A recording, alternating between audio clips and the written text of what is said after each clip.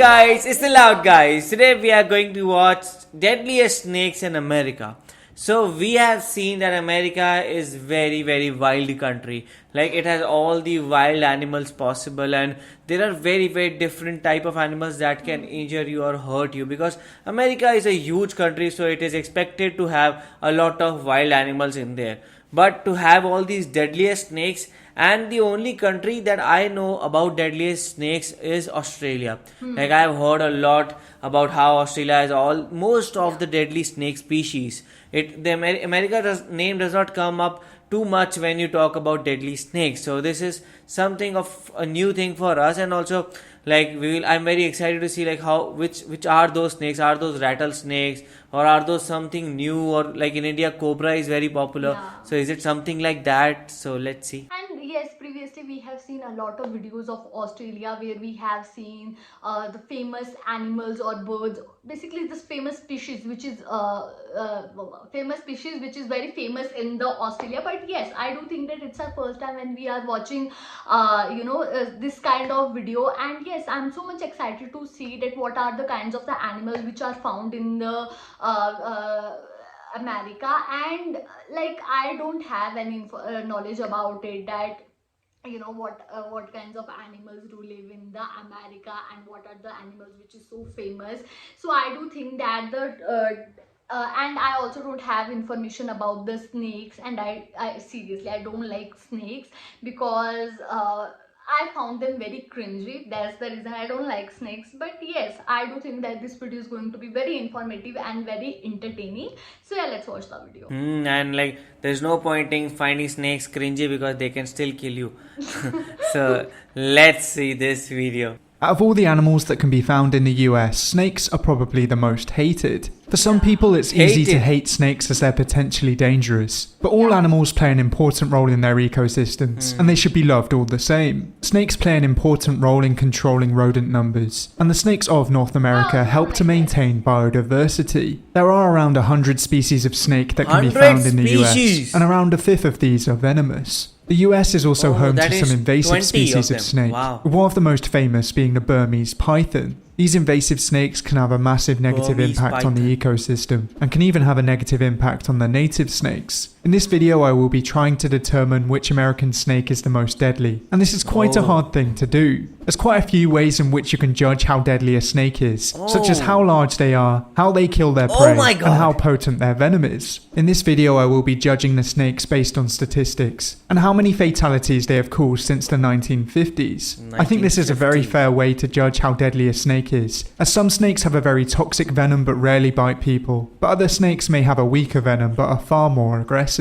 Some dangerous snakes come into contact with humans far more regularly than others, and strangely a large number of Americans are killed by their pet snakes. In the US since the 1950s, people have been killed by Indian spitting cobras, black mambas, gaboon vipers, king cobras, boomslangs, and African puff adders. This just goes to show that you need to be very careful when keeping dangerous snakes, and one mistake when handling could mean that it's game over. But in this video I will be focusing on wild native snakes, as I will be going through 3 of the most deadly snakes in the USA. And for our first species we can head to the southeastern United States, as we will be taking a look at the cottonmouth. Now this snake also goes by the name of water moccasin, and is very closely related to the Florida cottonmouth. This snake is usually found in aquatic habitats such as streams, marshes and swamps. This snake is a very impressive swimmer and will feed on a wide range of aquatic and semi-aquatic prey. This usually comes in the form of amphibians and fish, but it's also known to target small turtles and small alligators. This snake can reach a maximum length of around 1.8 meters, and at this size this snake is quite formidable. Despite this, it is not safe from all predators, and in Florida invasive Burmese pythons have been seen feeding on these snakes. This snake is often confused with the common water snake, which is a non-venomous species. You should still approach both of these snakes with care, but the cottonmouth is still the more dangerous of the two.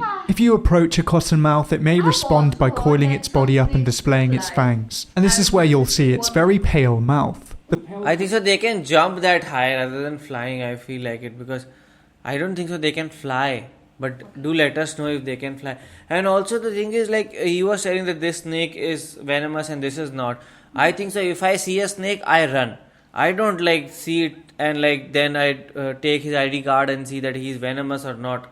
I just run. Same. There's no point in thinking, because if he bites, then it will hurt me, and so I won't be very eager to get hurt by him. The pale coloration of its mouth is how it got its name, and if you happen to see this snake with its mouth open, you may be in danger. In most cases, a snake doesn't want to bite a human, but instead does it out of self-defense. Venom is very valuable to a snake and takes a lot of energy to create. This means that a snake will not use its venom unless it feels like it has to, and if you choose to leave a snake alone, in most cases it will not try and bite you. But if you are bitten by this snake, it can prove fatal, because it does have quite toxic venom. This snake's venom is cytotoxic and destroys tissue. If a victim is not able to get medical attention, it can prove fatal, but in most cases it can be treated, although some bad bites can require amputation. Even though 2 to 4 people are bitten by this snake each year, these bites are often successfully treated. Since the 1950s, there have only been 2 cottonmouth related fatalities, and this is extremely low for such a relatively common venomous snake.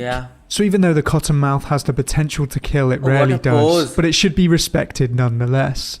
But for our next species, we can stay in the same area, as our next species is the eastern copperhead. Now this snake is a pit viper endemic to eastern North America, and is known for having quite impressive camouflage. It can blend in very well with rocky and forest environments, and this means that it can be easy to accidentally step on this snake and receive a nasty bite. This snake is known for having quite a few separate populations, and these populations can differ in size and coloration. At one point this snake was thought to have multiple subspecies, but today they are all classed as the eastern copperhead, apart from the broad-banded copperhead, which is its own species. Copperheads are known for being semi-social, and this may seem like a strange way to describe a snake. Although they hunt alone, they usually hibernate in communal dens, and they often return to the same den each year. Copperheads can be found in a wide variety of habitats, from terrestrial to semi-aquatic. In some cases they can be found in urban and suburban areas, and this is where most fatal bites occur. In the wild they mostly feed on mice, small birds and lizards, but are also very capable of feeding on other snakes. This species has a slightly smaller maximum length than the cottonmouth, maxing out at around 1.35 meters. Copperheads are generally not aggressive, and bites are rarely fatal. In most cases, bites occur when they are stepped on, or when people do not notice that they are there. In some cases, they will even give dry bites, which involve no venom whatsoever.